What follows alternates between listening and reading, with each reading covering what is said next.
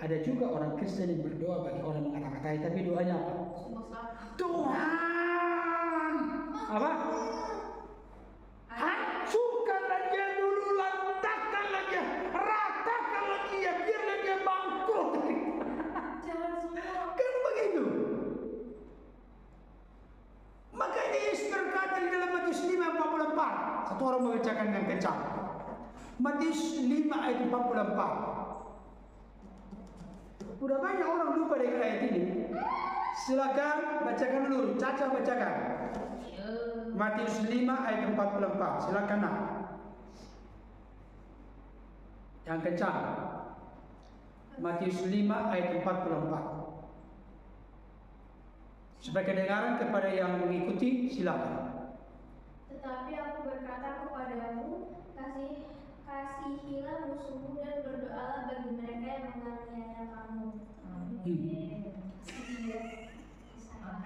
Kan konteks di sini bukan Musa mencari musuh, tapi Miriam dan Harun memusuhi Musa, iri hati dengan Musa, tidak suka dengan Musa yang menjadi pemimpin tertinggi bagi bangsa Israel, dipilih oleh Tuhan.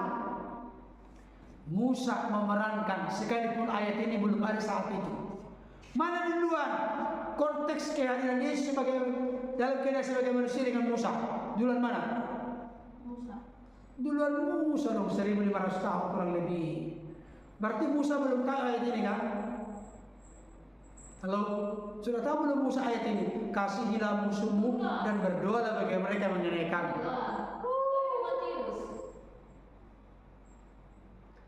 Tetapi Musa melakukannya. Bagaimana dengan orang-orang Kristen sudah sabar hari baca ayat ini? Saya mau tanya jujur dulu.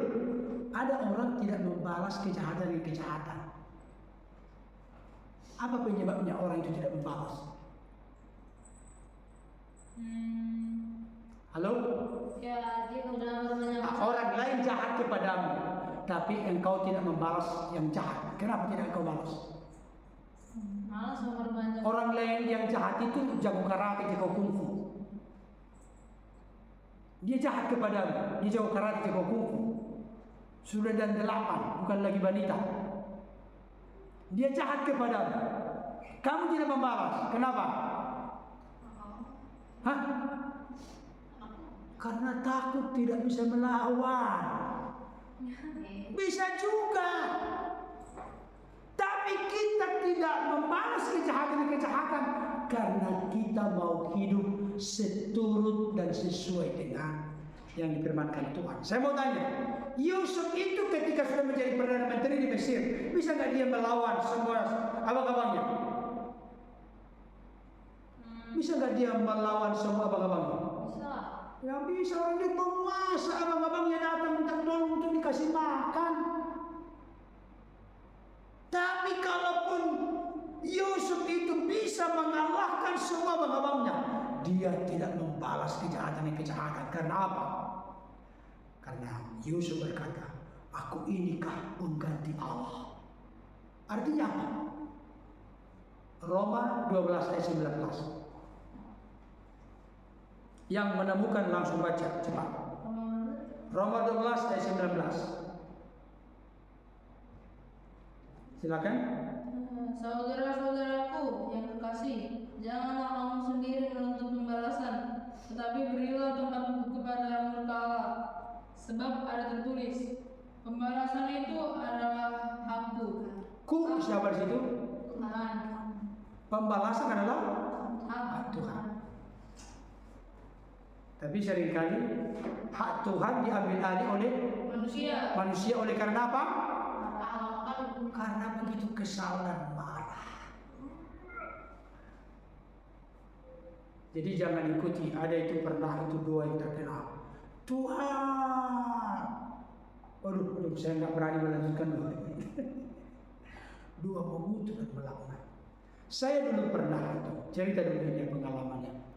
Dulu waktu saya masih kuliah dan waktu itu praktek di sebuah gereja.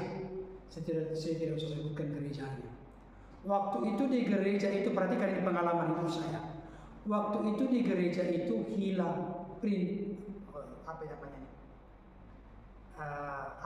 yang suka itu bisa teks bisa keluar dari situ. Bukan printer, yang itu yang lewat telepon, lupa saya namanya lagi. Itu hilang waktu itu, yang bisa terek itu setelah ada orang mengirim pesan dari luar sono. Kalau sekarang kan bisa lewat email sekarang kan. Kalau dulu ada itu lupa saya namanya. Mesin fax ya. Iya, mesin fax. Di gereja itu hilang mesin fax. Kebetulan setiap hari Jumat malam kami sudah ada di gereja itu. Karena Sabtu kuliah tidak ada. Sabtu di situ pelayanan pemuda, hari Minggu pelayanan umum. Dan ternyata karena kami yang tinggal di sana, mesin fax itu hilang. Mesin fax ini hilang karena kami 3 orang di sana mahasiswa yang praktek. Maka gembala setempat pun memanggil kami bertiga. Dia panggil kami. Ketika dipanggil kami diinterogasi. Betul? Iya Pak. Apakah Anda yang mengambil mesin fax? Oh tidak Pak, nggak ada saya ambil. Demikian juga teman saya, ada Johan, ada lagi namanya Marula. Tanya, tidak. Oke, kalau kalian tidak ada yang mengaku, saya minta sekarang kalian mengikuti doa saya. Seperti doa menerima Yesus sebagai Tuhan Juru Selamat. Tahu kan? Menuntut orang menerima Yesus sebagai Tuhan Juru Selamat. Ikuti kata-kata saya ya gitu, ngerti nggak? Iya. Atau seperti orang mengucapkan janji nikah. Pendetanya ngomong janji nikah itu diikuti oleh mempelai pria, pergantian mempelai wanita. Nanti ada sama-sama. Tahu nggak kira-kira waktu itu dia ngomong? Pendetanya ngomong begini. Bapa di surga. Ikuti bertiga. Bapa di surga. Itu kita. Ini kita sekolah mahasiswa teologi ini. Saat ini kami datang ke hadapan, mengaku jujur di hadapanmu, dan kami siap untuk menerima konsekuensi Tuhan, dan kami siap untuk menerima konsekuensi Tuhan. Pertama, biarlah saya menjadi orang yang terkutuk. Ayo ikutin.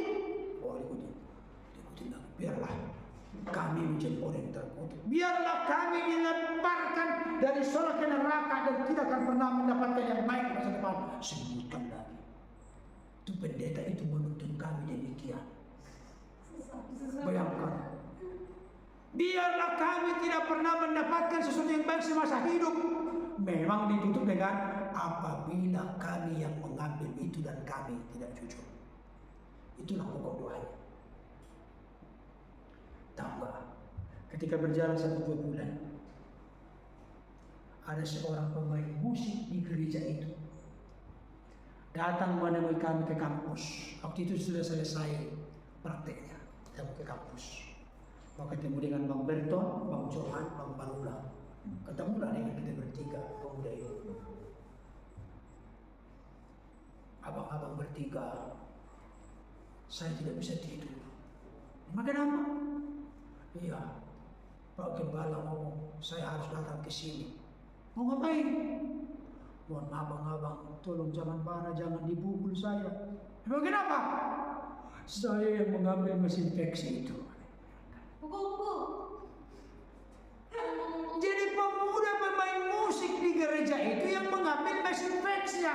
Padahal yang didoakan terkutuklah saya, tidak mendapat yang baik, terlempar dari surga ke neraka, selama hidup tidak akan mendapatkan sesuatu yang baik.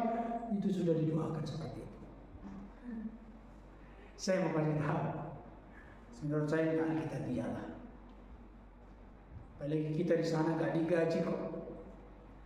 Paling dikasih transport untuk pulang pergi. Tapi itulah perlakuannya. Saya melihat Musa tidak melakukan itu, sekalipun dia dikata-katai, sekalipun dia direndahkan, sekalipun dia kelihatannya mau dijungkir-balikan dari kedudukannya sebagai pemimpin yang dipilih oleh Tuhan. Tapi Tuhan memberikan pembelaan yang sempurna kepadanya. Dan yang terjadi, Miriam sakit kusta, sekujur tubuhnya seperti salju. Ada nggak dari tadi kalian berpikir, Pak Pendeta, kenapa kok hanya Miriam yang sakit kusta? Kok Harun tidak? Bukankah sama-sama mereka mengata-ngatai? Tahu nggak jawabannya kenapa? Karena yang mulai ini 12, perhatikan ayat 1. Bilangan 12 ayat 1. Dalam konteks tradisi Yahudi yang sangat menekankan kebapaan patriarkat, biasanya yang selalu pertama kali disebutkan adalah nama laki-laki. 12 ayat 1. Siapa dulu di situ disebutkan? Miriam serta Harun mengatai Musa berkenaan dengan perempuan Kus. Artinya apa? Provokatornya siapa? Miriam yang mempengaruhi Harun.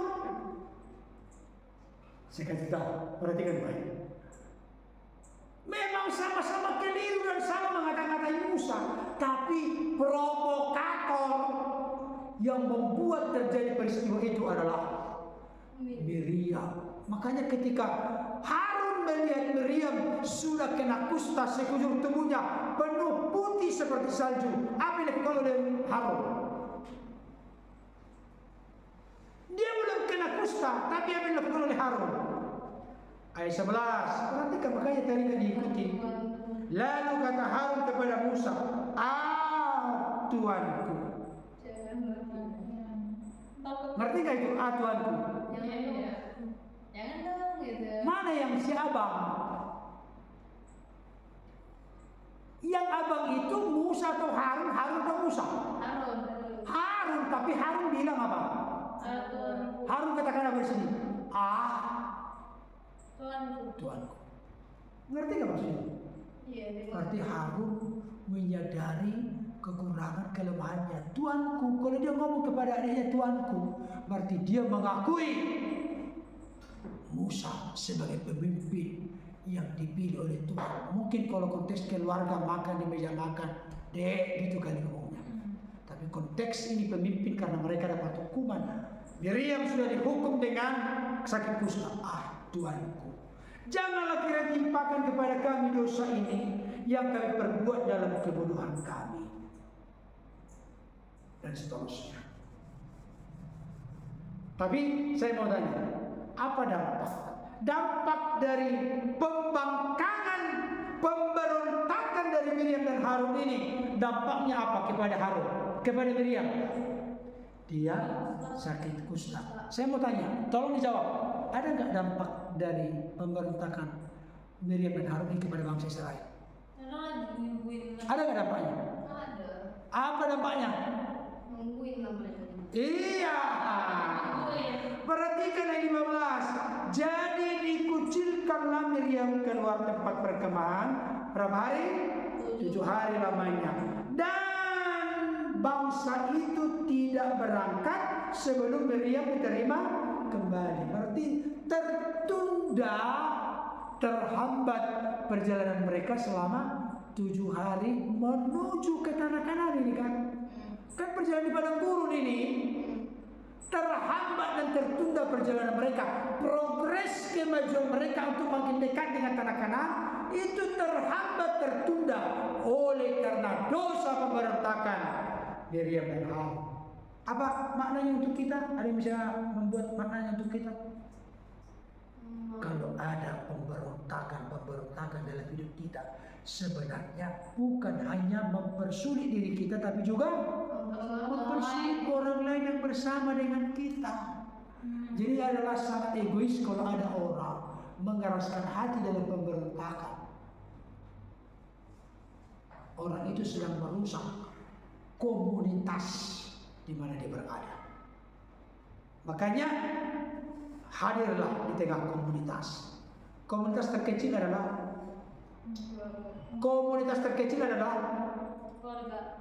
keluarga. Jadilah di keluarga sebagai apa? Untuk mencegah pembusukan. Sebagai apa? Sebagai garam. Sebagai garam.